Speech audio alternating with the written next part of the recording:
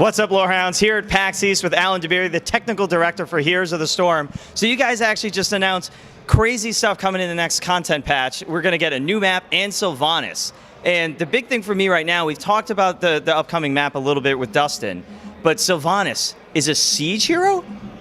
Yeah, you know, we went back and forth on that a lot. We thought assassin, we thought siege, we've tried a few different things. Actually, once we started kind of developing her skills, her abilities, it made sense to really try out this siege approach, this specialist approach. So she's got some really cool things where she can basically lock down towers and turrets and whatnot so that they don't attack you with her black arrow. She has a possession ultimate, which basically allows you to take over enemy mercenaries and turn them. So she's this really dangerous type of hero where if you leave her alone in a lane, you're pretty much screwed. So you can't leave her alone. You got to get someone on there to stop her. And so, I mean, her possession arrow takes over a mercenary. So she's not really a team fighter in that respect. She's not going to bring too much unless she drags him in during the chance, or does she not even control it? Like it'll just go down the lane like any other mercenary? No, she will just convert it over to your side and acts like a mercenary the same way as if you had captured a merc camp yourself. In terms of team fighting, she does. That's why we kind of went back and forth on the whole assassin thing. She does have a lot of great abilities that are good in team fighting situations. So I would say that she can still hold her own in a team fight, but where she really shines is pushing that lane, pushing down those turrets and forts and whatnot. So. Okay, so we also know that we're going to be moving downstairs in Sky Temple, going down to fight some spiders, and they're going to maybe help us if we pay them off or something. What's going on down there? So for Tomb of the Spider Queen, which is kind of the follow-up after we've made Sky Temple, it's essentially the same kind of tile set, except it's underground, and it's a whole different style of map, where Sky Temple was a much larger map, and there were these temples that you had to, temples that you basically took over, and then they would fire these beams of light at your enemy's base. In Tomb of the Spider Queen, you actually kind of stay in lane for most of the game, and you're collecting these gems that drop from spiders that are in the lane, the minions that are in the lane. And when you collect enough of them, you go to these various capture points, turn them in, and then the Spider Queen will summon forth her web weavers to push the lanes.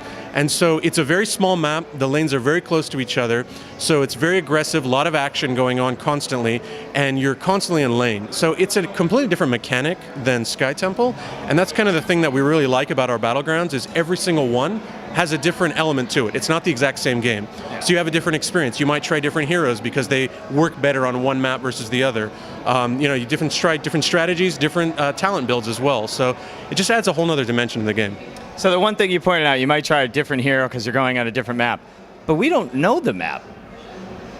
So for quick match, that is true. But for ranked play, that's not true. You actually get to know the map when you're in the draft experience, and that's kind of the place where you can, since you can draft, you might go, okay, I'm on Sky Temple, Gazlo, because he's got a very fixed position kind of play about him where he puts down all the turrets and whatnot. He might be someone that you want to go after. So in ranked play, you definitely have that understanding. In quick match, no, it is truly, we're trying to get you in as quick as possible, so you don't know the map yet. So really the setup there was the fact that you guys are finally talking about introducing team ranked, soon TM. So that is coming out in the next few content patches somewhere down the line? Yeah, so right now we've got Hero League in the game right now, which is our first rank mode. It's a very flexible rank mode where you can basically show up with any size party, grab your friends, play a game. It's very kind of easy to get into. Team League is what we consider to be a little more competitive of a ranked mode, where you will form a real team with a name, and you'll invite a certain number of people. You can actually have up to 9 players. You can only play with 5 in a game, but we have more so that if someone's not there one night, you can still get a game going. And you can also have up to 3 teams. So you might have teams for different reasons. The one that's the more competitive, ultra, hardcore team, and then the more like, here's my friends and we're just going to play for fun kind of. The B squad. Yeah, basically, but you don't tell them that. So really, we think this mode will be like the best way, like from a competitive aspect, the best way to play the game, because you work with that team, you kind of play with them over the course of a season, you learn all the strategies and whatnot. So what else is coming to the table now that we're pushed into closed beta? It's still not a massive amount of people in there. Are we going to be able to invite friends soon, or is it going to be starting to open up at least so more players get in? Yeah, we're actually, well, number one, we're inviting way more people. Every single week, we're inviting a ton of people. We just announced that we're planning to release keys as well, that we're going to start sending keys in various waves to different groups of people who are currently playing the game, people who bought the Founders Pack, other people. So there'll be ways to get your friends in as well. So we're just going to keep on going. We're going to keep adding features. We're going to keep adding new content, get more people in the game. We're super excited. Yeah, I can't wait to see how much drama the team and only having 3 teams ends up causing. Because you can imagine, like in a guild, right? They all want to play, and it's like, sorry, you didn't make the team. Well, so we're talking about it. Dustin actually talked about it this morning. We're adding clans as well. So that is a whole nother element where you'll be able to have a much larger group of players, and you'll be able to kind of form teams around that clan.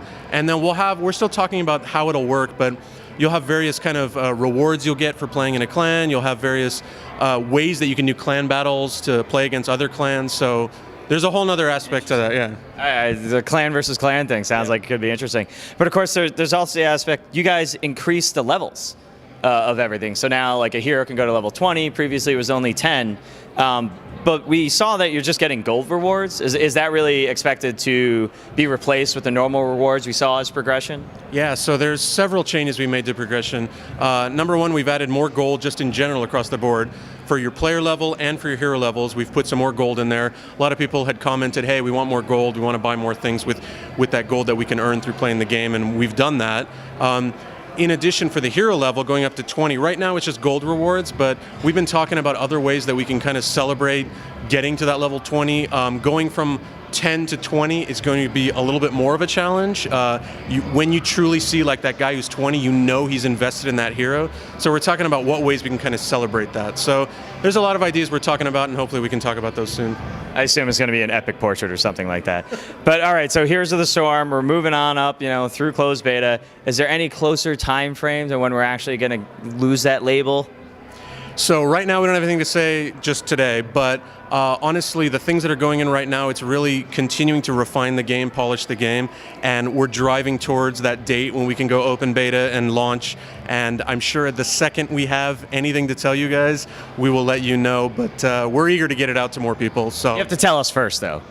You will be the first person that we talk to. Awesome. Thanks so much. So guys, if you can't get into the game, you're not in it yet, you can always catch us on the live stream for MOBA Mondays, 7 p.m. Eastern. We'll see you there. Thanks so much.